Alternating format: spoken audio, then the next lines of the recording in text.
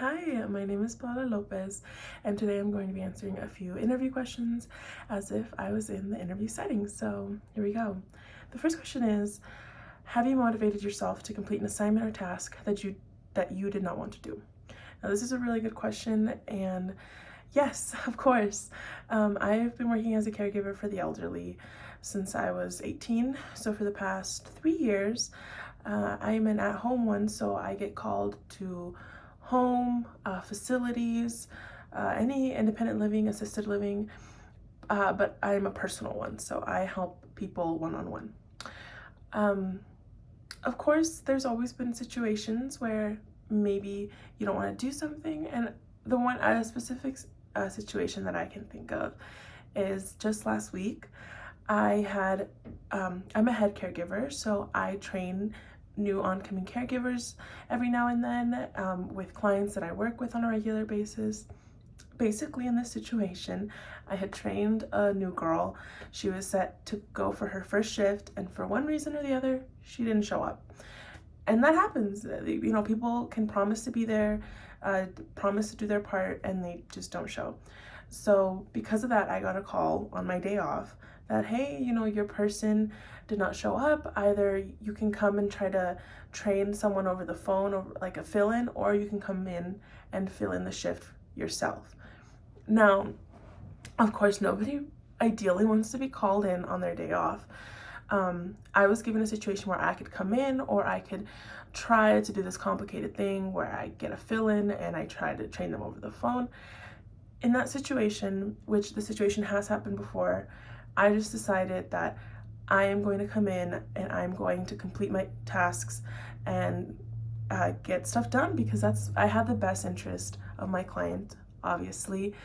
I didn't want them to have to struggle with a new person, someone who didn't know what they were doing. So I decided what's best for me and what's best for this client and what's best for everybody is if I just come in and I do my part and I help my client out.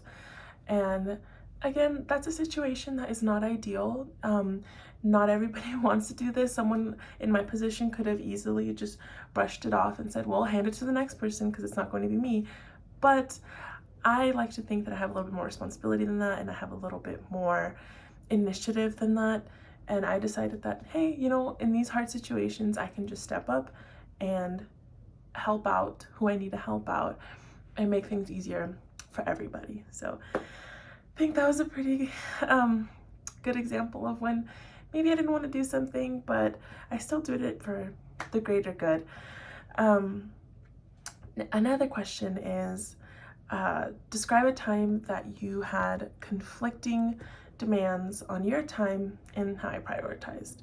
Again, another really good question. And another example I can think of was I was taking care of a hospice patient, let's just call him Dave, and it was Christmas Eve. Now, this is a pretty dreaded time for a lot of companies, is holiday time. And because my job is technically healthcare and personal healthcare, it doesn't matter what time of the year it is. Christmas Eve could have been on a Friday, Thursday, and it's still a work day. So, of course, with that, I was scheduled to work on Christmas Eve. Again, not ideal. Nobody really wants to work on a holiday, but I was working with a hospice patient who really needed my help. And of course, there was conflicting demands. My family wanted me over with them Christmas Eve for the entire night and the entire afternoon, and I had to be at work. So what I did was I decided to divide my time a bit, because that's something you have to do at times. So from 5 to 8, I went to go see my hospice patient. I took care of them. I gave them their meal, joined them in their online church service, because church services are online a lot of the time now because of COVID. Joined him for his church service, helped him to the bathroom, and put him to bed, and then went and saw my family. So what I utilized was time management in that situation, because I had to go to work, but I also wanted to go see my family, and it was a very important holiday. So I think I did well in managing, okay, well, I'm gonna go to work for a few hours, see this person, take care of this person, do what I have to do, and then go see my family. And so I was be able to prioritize multiple people's time all in one afternoon, and a hectic afternoon at that. So again, it's bound to happen where, there's conflicting demands and times, but I like to think that I make it work most of the time, if not all the time, because I love my job and I still have it to this day, of course. Now, another question is, tell me about a time when you worked with a person who did things very differently from you and how you got the job done. Now, pulling back from my work examples that I've provided so far, I'm also a CSU student. And with being a CSU student, there's a lot of collaboration and working with others. Another example that I can think of recently was right now, as we speak, I am part of a class where the entire class is group work. We're working on one paper throughout the whole semester, and we're paired with 2 other individuals, and all 3 of us are working towards the common goal of writing this big long paper by the end of the semester. So that's the goal, right? And with that, you have to learn how to time manage, split apart your work with 2 other individuals. Now, I am the type of person where I like to get things done a couple days in advance. If a teacher makes something due on Friday, I ideally like to get it done by Wednesday or at least Thursday. Just have it ready to turn in so the day of, you're not worried about it. Well, one of my teammates, I'm just gonna give a name out. Let's just say their name is Bob. So Bob is good, they're attentive, but they like to get their work done the day it's due, if not the night it's due.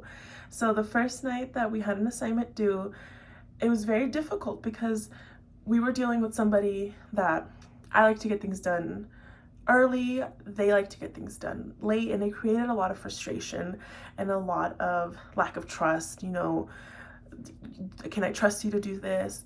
And it was hard. It was hard the first assignment, and it created a lot of, tension. I'm not gonna lie, it created some tension.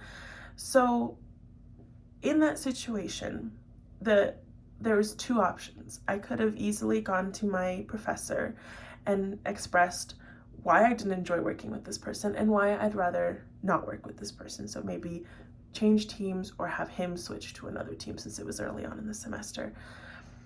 But I decided, you know what, I'm not gonna do that. I'm not gonna do that because this person is interested in this, Bob is interested in the topic that we are writing about just as much as I am. So it's not fair for me to, because we work differently, to kind of stray away from this topic altogether. So what I did was I sat down with Bob and I talked to him one-on-one over the phone, and I told him, hey Bob, this last assignment was very stressful. I expressed my feelings about how I felt that I had to do a lot of the work because I wanted to get it done early and he wanted to get it done later. And I was scared. I'm not gonna lie, I was scared. I had never really confronted another classmate like this, and it's our grades on the line, so it's very important. And I was scared of maybe how they were going to react. But with communication comes clarity. And they actually ended up apologizing. They understood my point of view and they said, you know what, I'm sorry I stressed you out. You're absolutely right. This is a very important class. This isn't something I should be saving for Friday night. They apologized, and they even apologized to me about me having to put up more of his work because I wanted to get it done earlier. And it was very refreshing because I did not expect that outcome.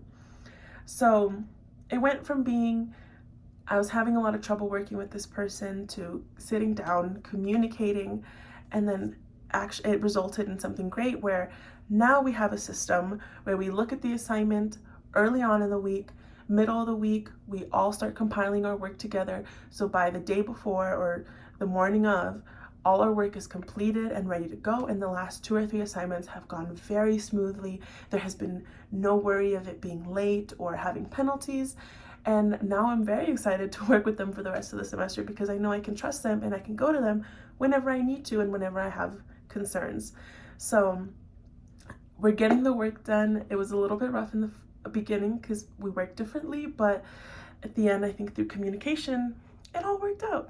And that goes for a lot of things. So yeah, those are a few questions that I thought would be good to answer and that I could answer. Yeah, thank you so much.